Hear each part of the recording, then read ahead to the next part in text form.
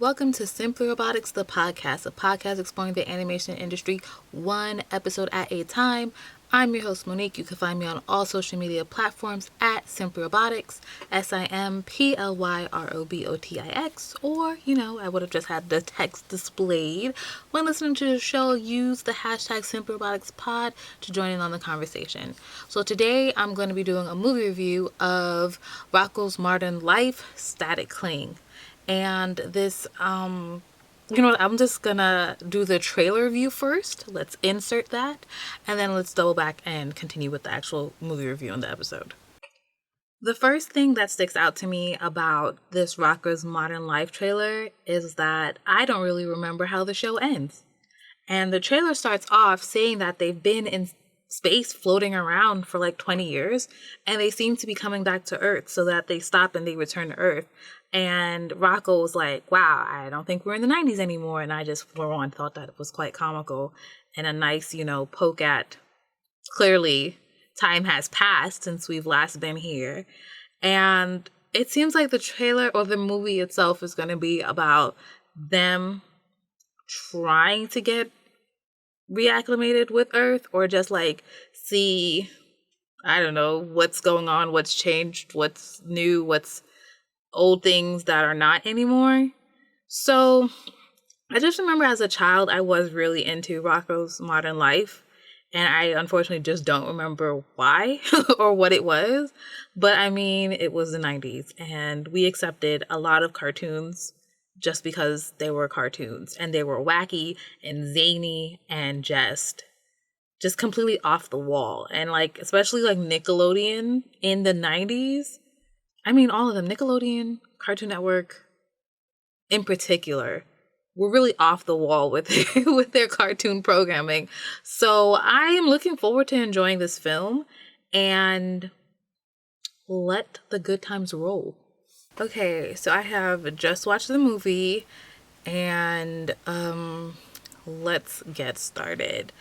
Rocko's Modern Life, Static Cling is a 2019 American animated web television special based as well as a continuation of Joe Murray's Nickelodeon series Rocko's Modern Life. I'm getting all this information from Wiki. I'm going to keep reading. It was originally slated to premiere on Nickelodeon in 2018 as a television special, but it was left unaired. So in May 2019, Nickelodeon sold the distribution rights of the special to Netflix, which released the film on August 9th, 2019. Therefore, this was airing about 23 years after the original series finale. And truth be told, as I said in the trailer review, I don't remember how this show ended. And even when I was watching the trailer, for a moment I was like, is Rocko an alien? And he's not an alien. He's very much a wallaby. And he says that multiple times. And as he said that in the movie, I remember that he used to say that in the cartoon as well. But now I kind of want to watch this season or series finale just to see how it all ended. But as I said, this was released August 9th, 2019. It was about 45 minutes long, and that technically makes it, I guess, a movie, but it just felt like a longish episode. It didn't really feel like a movie. It was directed by Joe Murray and Cosmo Serguson. It was created by Nickelodeon Animation Studio and Yeson Entertainment Inc., and that's who did the animation. And there was another studio that isn't credited, so I didn't do too much research on what all of that was about, so I didn't include it. The plot being, after Rocko's house was launched into space, Rocko, Heffer, Filburt, and Spunky have been adrift for 20 years doing nothing but watching old videos of the Fathead episodes, and passing by Earth, Filburt realizes that the remote control for the rocket has been stuck to Heffer's butt the whole time. They use the re-entry button, and they're able to land back in O-Town, which they find has changed dramatically over the last 20 years. I mean, duh, obviously. Rocko is extremely overwhelmed and secludes himself in the house. Bev Bighead, who is their neighbor, comes to welcome Rocko back to Earth, and when asked by Rocko why he can't find Fatheads on TV, she explains that the show has been off, and like Rocko begins to spiral. That's the plot, according to... I think I also got that from Wiki, I'm pretty sure. So to delve into the characters a little bit, main character, or the most main character, is Rocko. Rocko is an Australian wallaby, and although he is hygienic, polite, caring, practical, he it says has an almost pathological tendency to neglect his living space, which sounds very, very alarming. And that he also has anger management issues. I don't know why words are working against me, but you know, what have you. I'm also getting these character descriptions from Rocko's Modern Life.fandom.com, which is basically a wiki of the show and the movie, etc. Next character is Heifer Wolf. That's Rocko's best friend, also like, I guess, a very important secondary character. Heifer's catchphrase, which can be heard in the opening theme song, you know, of the show, is "That was a hoot." And I'm pretty sure I said that somewhere relatively recently. Heifer is a steer, also known as a male cattle, in his mid-20s. His name is obviously a pun on the word heifer, which is a female animal that has never had a calf. And I remember being like, I don't know, in 5th or 6th grade or something like that. And I guess that's when I was understanding that heifer was like a bad word. And I was like, they named a character a bad word this whole time, you know? But I guess it kind of depends on who your parents are, if this word is really bad or not. I'm not even sure if my mom's not American, so I'm not even sure how aware of this word she is or is not. Moving on is Filburt, who's Rocko's other best friend, who's a turtle and is about in his 40s, they say. Filburt is, I don't know, just like your typical kind of like nerdy person thing. Moving on to Rocko's neighbors, I should say, we have Ed Bighead. He's the husband of Beverly, aka Bev Bighead, the father of, let's just say he's a father, because this comes into a bit more later, and I don't want to get into that right now. He is essentially the antagonist, or the closest thing to the antagonist of this show, and you know, he has like a nice little character arc in the Static Cling movie. Then we move on to Bev Bighead, who's the wife of Ed, and you know, the mother of the child. And then we have the child, Rachel Bighead, who was born Ralph Bighead, is Ed and Bev's daughter, and is known for creating this beloved show to Rocko, whatever, called the Fatheads. Then a person that just had to be acknowledged. Well, two.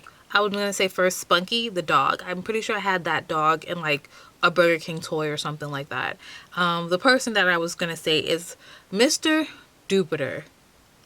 Wow, Mr. Jupiter. He's the CEO of Conglomo. It's a mega corporation whose motto is "We own you." And it needs to be noted. It needs to be said. I do remember the show being kind of gross. Not gross like Are Real Monsters gross. And not exactly completely like Invaders Zim gross, but it was still like gross. And this character, Mr. Jupiter, digs and picks his nose so much. It was like literally like making me like cringe. I was like, ugh, like, no. I didn't like that at all. Really didn't like that. Moving on to just talk about the visual style. My nose is itching. I'm sorry. The visual style. It stays really, really, really, really, really close to the 90s visual style. And I think the art team did a great job in not modernizing the backgrounds, in the sense that it looked like traditional materials or mediums were used, and not that they were painting in digital, programs. The backgrounds, I would say, were like very, very soft. Like you would have thought they used maybe like watercolors or pastels or something like that, like actual materials, but I'm sure they just used, some brushes and whatever art programs that they did. And I also appreciated that, being that the show was made within the last couple of years, it isn't very saturated, which is a big thing with computer animated stuff, is that like every color is just so like strong and bold and like vibrant and all that sort of stuff. But with Rocko's Modern Life Static Cling, they really, like I said, kept close to the 90s visual style and had a lot of muted colors. Like I actually do remember that about the show, is that it was kind of like a bit on the blander side, and they kept in alignment with that. Animation style, there really isn't too much to be said that I haven't said about some other stuff, and maybe I'm always going to keep like addressing these things, but it's 2D animated, so it doesn't feel like something like, kind of like Invader Zim, it doesn't feel like something that was made recently. It feels like maybe this was made just a couple years after the show went off air, not 23 whole years later. It doesn't feel like that at all. So I liked that. And it's not puppet animation like Teen Titans Go. Like I always reference that. It isn't like Total Drama Island or anything like that. Like it feels pretty organic, and I appreciate that so much. Going back to like maintaining like 90s animation styles, there's a lot of smear frames. And what that means is like things are like blurred. So if you watch anime, you're familiar with smear frames, where things are like blurred or like stretched often. And there are also enough moments where Rocko's like bugging out. He's like losing his mind, and he's waving his hands up and down, and there's like multiple hands, right? So at any moment it looks like he has 6 to 10 arms, because this is just, how they did the animating. Getting into some of the story is so simple, and then there's an unexpected twist that I will continue to get into in a moment. So Rocko and his friends, right? They're back on Earth, back in O-Town, I think that was called, after 20 years of like being in space. And the only thing that's going to help Rocko adjust is the show, the Fatheads, right? The show, yes, the show The Fatheads, that is no longer on TV. So like, duh, he's gonna do what he has to do to get the show back on TV, because we're talking about a movie here. So as he's coming up with his plan and eventually executing his plan, we see how comfortable Heffer and Filburt are with life as it is right now. Like they just get right back into the swing of things. They're like this play on cell phones where it's called an O phone, and I think Heffer gets the O phone 8, and Filburt has the O phone 9. And then like 3 seconds later, a guy comes out and puts a poster up outside of a store, and they're like, the O phone 10 is being released, and everyone storms inside to get the latest phone. So I thought that was funny. But the point of that being is that Heffer and Filburt, they're just very acclimated. Like they didn't miss a beat. This is the spoiler that we're going to get into, is that the moment that caught me by surprise was when they finally, Rocko, Heffer, and Filburt go on this adventure basically to find the creator of the show, which is the Bighead's child. And when they find the character, it's revealed that the character is now a woman, and she has avoided returning home for all of these years, essentially the whole time Rocko's been gone, because she didn't know how her parents were going to react. And that's when things got very interesting for me. Yeah, I was like, oh, like, this is what we're doing. I'm interested in seeing how they're going to handle this going forward, right? So initially, Ed, the father, was not receptive at all of his child's transition, and it was a little uncomfortable to watch, and I thought things were going to get a little bit cringy very quickly. He even says, like verbatim, "My son made the show. No son, no show." And I was like, ugh, and Rachel, his daughter, leaves after being disowned by her dad in this moment. But thankfully, she didn't let that stop her from making the show. And that's when Rocko lost his mind again. Like, in a 45-minute program, Rocko has lost his mind so many times. So basically, Rocko gets upset because the show didn't fulfill his nostalgic needs. And I think that's something we can all relate to. This is his favorite show that, he hasn't been able to experience a new episode for 20 years. And now he finally gets a new episode and it's different. And it's not anything like what he's used to, So this is then followed by a moment where Ed Bighead is delivering a sermon basically to Rocko about how we can't live in the past, and if we don't embrace what's new now, we're going to miss out on a lot of important things. And then he hugs his daughter. And this was just like I said, the character journey that Ed Bighead had to go on. And it was just very nice. It almost seemed a little bit too quick and easy, but there were some moments where like he was still reluctant to give in to the fact that he has a daughter now, and this is who his child is, and this is how he has to engage and acknowledge and affirm his child, right? He was still a bit hesitant and wasn't sure how to move forward with that. So for the most part, I thought that was a decent way to tie everything together. Final thoughts. In true 90s reminiscent 90s acknowledgement, 90s homage fashion, I felt like this film was very chaotic at times, not the whole time, but like that's just the way cartoons are. Like, I feel like anytime I revisit something like this, I'm just reminded that I'm not a child, like I'm not the target audience. And for me now, as a grown-up, right, as an adult, when things are just going all over the screen and there's like a whole bunch of like movement and it's scattered and there's screaming and there's just sounds, it like low-key drives me crazy.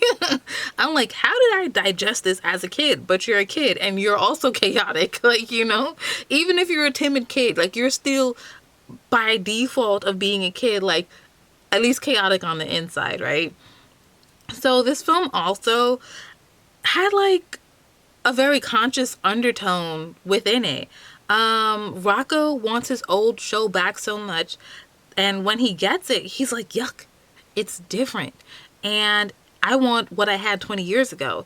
And I think a lot of us, especially millennials, can relate to that, So many things like Rocko's Modern Life, Invader Zim, Rugrats, Teenage Mutant Ninja Turtles, Hey Arnold had a reboot, Space Jam 2 is coming back, SpongeBob Never Left, Scoob came back, like, just so many things that's been rebooted and brought back and modernized, and also Teen Titans, like, so many things that we really wanted and were happy about in some ways that they were coming back, but then it's too different. It's not what we remembered. It doesn't fulfill our nostalgic needs. So, I thought that it was just so interesting the way that this film is made 23 years after the last episode and is like socially self-aware at that time. So I also want to acknowledge I got this. I'm just going to say I got most of this stuff from Wiki, honestly. And it reads, in this special, it is revealed that the former Ralph Bighead is transgender and now goes by the name Rachel. Murray, the director, stated that the theme of the special about accepting changes made the inclusion of a trans character and having others accept their change felt natural as a part of the story.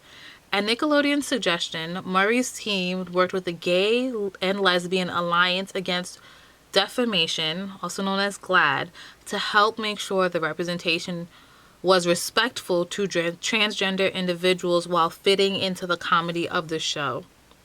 Now, I kind of feel like this having a transgender character actually like made the movie. Like, I feel like if they didn't introduce Rachel, it would have been boring. It would have been like, okay, like, I don't know. But I also wonder why, by them having a transgender character, why this film wasn't maybe talked about more or pushed more. Like, I feel like there, and maybe I just missed it because I'm not a part of that community, but I feel like there was very little buzz about this. And, you know, I'm not sure why. But just to wrap things up, I don't have like anything bad. Even though I said this film was chaotic, I have nothing bad to say about this. I would watch this again. I would probably just have it play in the background as I'm doing something else. It's just fine. I don't think this is something I'm gonna be like, oh, I really need to watch that Rocko's movie, you know? But I have nothing against it. I don't regret the 45 minutes I spent watching this. I don't regret all the time I went into the producing and recording this stuff for this episode. Like, if you enjoyed Rocko's Modern Life, you're gonna enjoy this movie. Like, you just are. It's fine.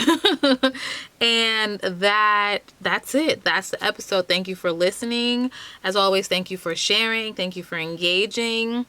You can follow me, like I said, on all social media platforms at Simply Robotics, SIMPLYROBOTIX. The website, simplyrobotics.com. If you're listening on an iPhone, or maybe even if you're not, go on a computer, you know, go to iTunes podcast, rate on whatever app. If they have a rateability function, you know, rate there. Sign up for my newsletter if you haven't. It's a monthly, like, kind of like digest. And up next, I'm realizing that I actually have a lot of diverse tunes audio that I haven't released. Like, it's been a long time since I released a panel audio. So if I don't do that next, I'm going to be doing that very, very soon. And then, of course, more reviews of shows and movies and guests. And if there's something that you would like me to review or talk about, definitely let me know. If there's someone that you think could be a cool guest or whatever, let me know. If you would like to be a guest, you can also let me know. You know, I'm not making any promises for anybody, but I'm open. I'm open to at least, you know, let's see. And if we can figure something out. But again, I'm not making any promises. So that is it. Thank you so much. And, you know, you'll be hearing from me soon. Bye.